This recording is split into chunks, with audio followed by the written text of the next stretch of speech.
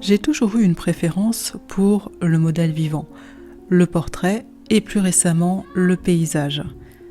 S'il y a bien une chose dont je suis sûre, c'est que je n'apprécie pas vraiment la nature morte. Je n'apprécie pas les natures mortes, pourtant j'en ai peint une.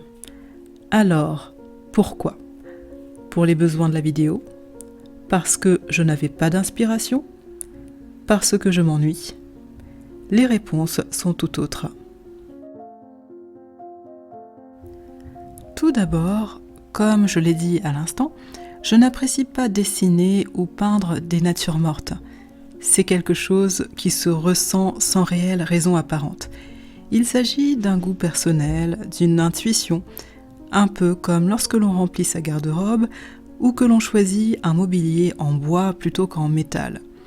On ne se dit pas pourquoi j'ai choisi ce meuble plutôt qu'un autre, mais je n'aime pas cette matière, je préfère cette couleur, visuellement c'est plus feng shui. On fait juste appel à une intelligence qui n'est plus cognitive, mais plutôt instinctive. Peut-être que telle couleur nous apaise plus que telle autre grâce à un merveilleux souvenir enfoui que l'on garde en mémoire. La couleur en question est involontairement associée à de belles choses. Pour moi et mon esprit de perfectionniste, il s'agit de faits inconscients.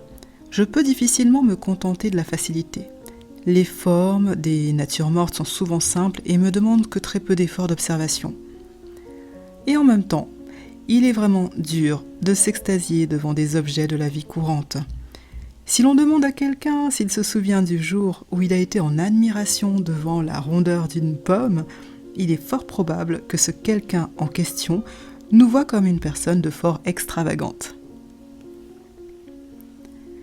Nous ne faisons pas trop attention aux objets du quotidien jusqu'au jour où nous en manquons.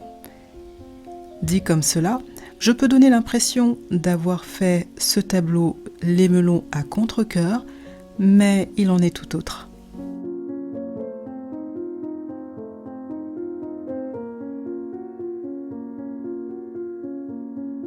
Pour moi, travailler une nature morte me permet d'explorer de nouvelles techniques artistiques.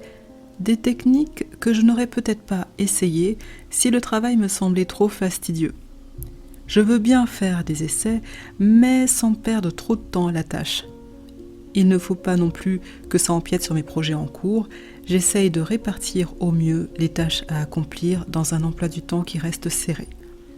Exercices de dessin, peinture, apprentissage, réalisation des vidéos pour Patreon, YouTube, publication sur Instagram, mise à jour de mon site internet, gérer le quotidien tout en continuant à avancer dans la réalisation de mes propres compositions. On considère souvent la nature morte comme un sujet plutôt simple à réaliser. Les formes peuvent rapidement être schématisées par des figures géométriques de base telles que le cube, le pavé, la sphère, le cylindre. On commence par la forme géométrique que l'on complexifie petit à petit. Cette simplification du dessin me permet de me concentrer sur l'essentiel uniquement. Visualiser rapidement l'effet que telle ou telle autre technique artistique apporte et si cela me convient ou pas. Si cela me convient, je pousserai la pratique vers des compositions plus complexes. Et si ça ne me plaît pas, eh bien cela aurait été, non pas en vain, ça aurait été utile, une expérience qui m'aura un peu plus appris sur moi et mes préférences. Je suis de ceux qui pensent que le hasard n'existe pas. Tout arrive pour une raison bien précise. Le destin se provoque. Celui qui n'explore pas, qui manque de curiosité, celui qui tient à sa routine mécanique, ne se laisse que très peu d'opportunités pour expérimenter l'inconnu et pour effleurer du bout des doigts la perfection qu'il ne recherche pas.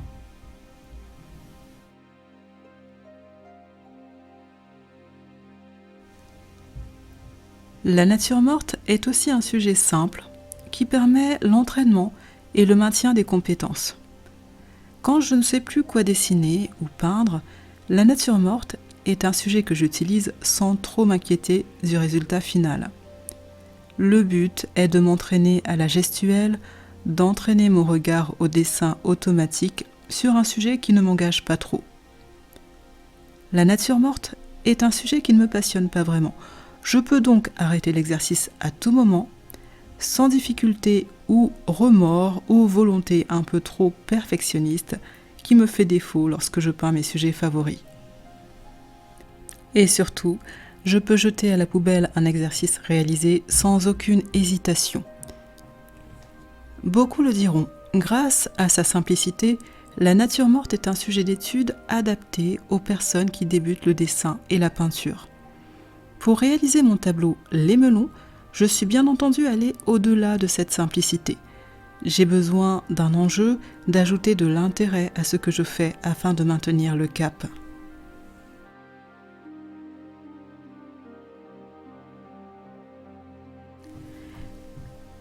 J'ai travaillé mon tableau de manière classique avec une grisaille. J'ai expliqué la mise en scène de mon sujet à peindre, la séance photo et mon procédé créatif dans une vidéo longue de 40 minutes dans mon atelier en ligne sur Patreon. Si vous êtes curieux d'en apprendre un peu plus, je vous donne rendez-vous sur mon lien Patreon accessible depuis la description sur patreon.com/nadejchristophe. Je vous remercie d'avoir visionné jusqu'au bout cette vidéo et je vous souhaite de belles journées d'inspiration. Au revoir.